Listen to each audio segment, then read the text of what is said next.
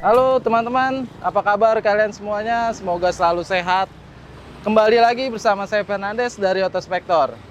Nah, kali ini kita berada di showroom rekanan Otospektor, yaitu showroom Otobase yang berada di Jakarta Timur. Nah, teman-teman, seperti biasa nih, saya mau sharing dan berbagi tips buat teman-teman. Kali ini saya akan membahas keaslian dari odometer. Seperti apa cara untuk mengetahuinya? Yuk kita cek mobilnya.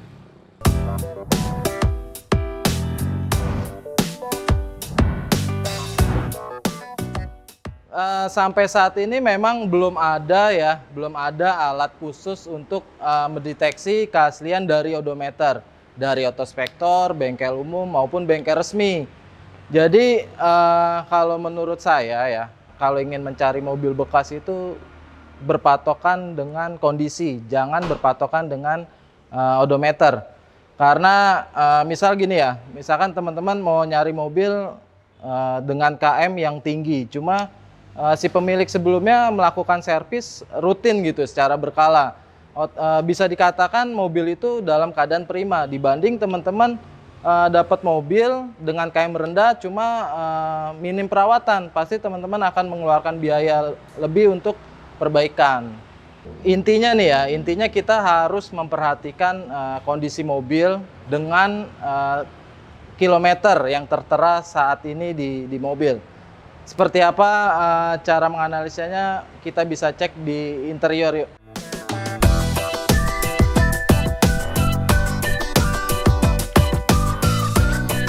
Nah, di bagian interior itu kita harus lihat bagian yang sering dipegang ya, dipegang, diinjak, dan diduduki. Contoh seperti mobil ini ya, mobil ini udah berjalan 80.000. Terus kita lihat setirnya nih, setirnya sudah mulai mengalami kehausan ya. Biasanya ini kan bahannya kulit jeruk gitu ya. Nah, kalau dia kilometer tinggi, otomatis dia akan mengalami kehausan gitu. Begitu juga dengan tuas persneling. Tuas persneling ini rata-rata bahannya itu sama seperti setir. Jadi kalau dia sering dipegang, otomatis dia punya bahan nih pasti halus gitu, terasa halus, dan catnya itu mulai memudar. Nah, selanjutnya teman-teman cek juga di bagian pedal nih. Nah, pedal ini kan pada umumnya itu dilapisi karet ya. Jadi karet itu kalau sering diinjak, otomatis dia akan mengalami kehausan ya. Terkikis lah, seperti terkikis. Itu biasanya terjadi di kilometer yang sudah tinggi gitu. Setelah pedal, teman-teman juga bisa rasakan di jok ya. Jok khususnya jok pengemudi ya. Karena jok itu bahannya itu busa ya. Kalau misalkan dia dalam waktu lama sering diduduki, otomatis jok ini akan mengalami penurunan kualitas, yaitu jadi kempes lah, terus kulitnya itu retak-retak bahkan sampai robek. Yang tadi saya jelaskan ya, dari setir, persneling, terus tuas dan juga jok itu akan mengalami kehausan ya jika jarak yang sudah ditempuh itu sekitar 100.000 ke atas. Terlihat di mobil ini kan nih baru kilometer 80.000 ya. Nah, ini masih sesuai nih dengan kondisinya karena belum terlihat kehausan yang signifikan gitu. Selanjutnya kita akan menganalisa keaslian odometer di bagian roda ya.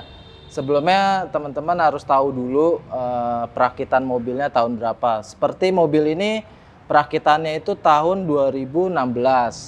Dan di ban ini ada kode perakitannya, produksinya ya.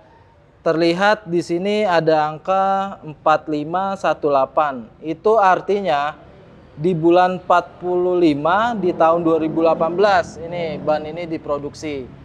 Jadi bisa disimpulkan mobil ini sudah diganti bannya ya.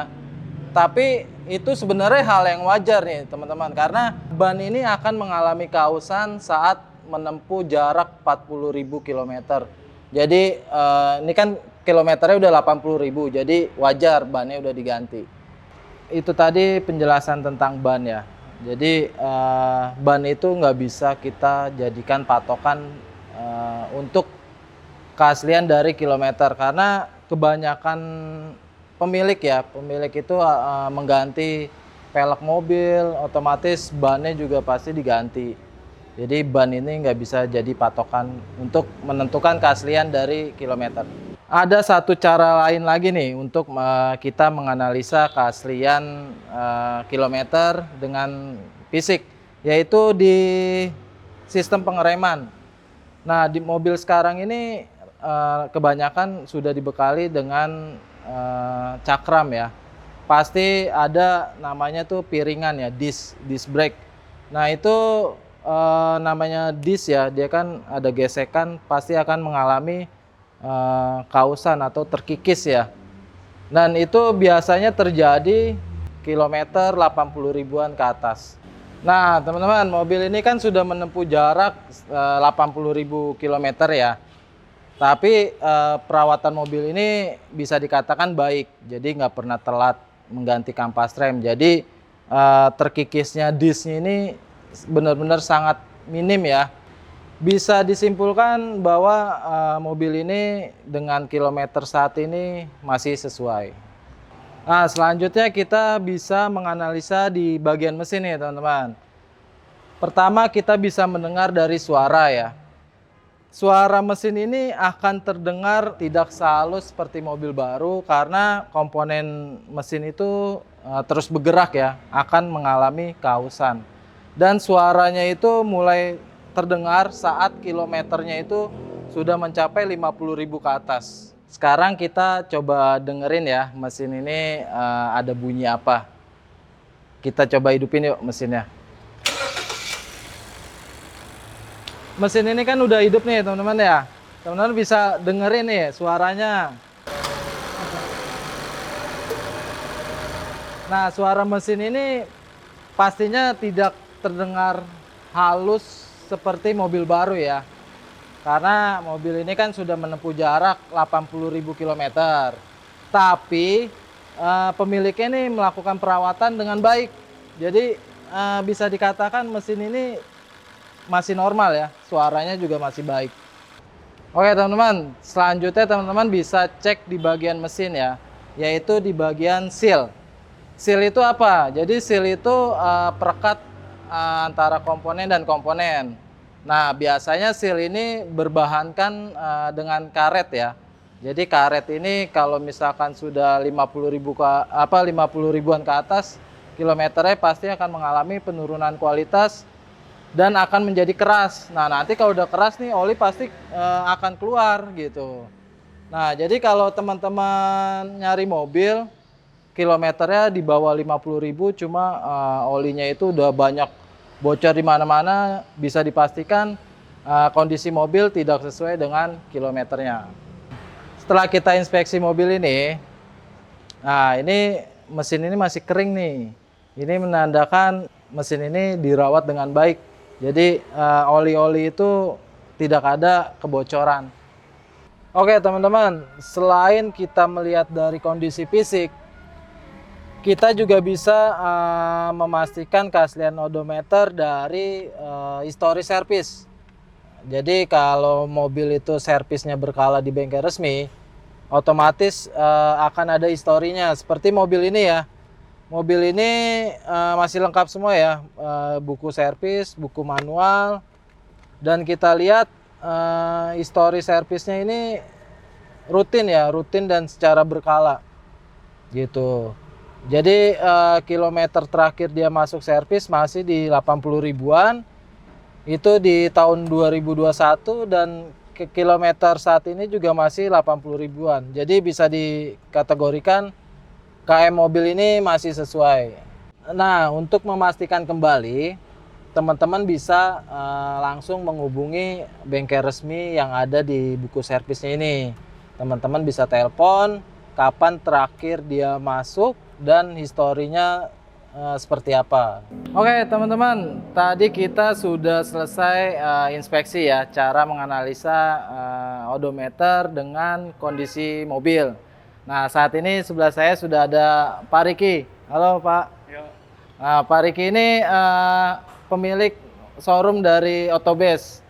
Nah, Pak Riki mungkin coba bisa diceritakan sedikit ya, tentang Otobase ini. Otobase beralamat di Jalan Dermaga nomor 5, Duren Sawit, Jakarta Timur. Otobase berdiri sejak tahun 2019 sampai sekarang. Kita hanya menjual mobil-mobil Jepang ya, kebanyakannya. Jadi gini Pak Riki, kenapa nih ya teman-teman harus beli mobil di Otobase? Pertama, Otobase hanya jual secara cash. Jadi harga itu harga real, nggak ada harga murah jebakan kredit. Yang kedua, unit di Otobase sudah lulus inspeksi dari Otospektor. Ada jaminan bebas banjir, bebas tabrakan, dan garansi mesin dan transmisi. Mengenai surat menyurat, dijamin keabsahannya. Ada buyback garanti kalau ada masalah dengan surat-surat. Mantep nih teman-teman. Nah, ada satu lagi nih yang unik nih. Di Otobase ini, teman-teman hanya bisa membeli mobil dengan cash, nggak bisa kredit. Ini kenapa nih Pak Riki? Sebenarnya sih intinya kita itu anti riba gitu. Dan menghindari utang lah gitu. Jadi kita hanya jual menjual secara cash saja. Tagline-nya kan cash only no riba. Oke teman-teman, jadi kalau teman-teman mau nyari mobil bekas, datang aja langsung ke Otobase. Jadi mobil-mobil di sini pastinya udah lulus inspeksi ya Pak ya?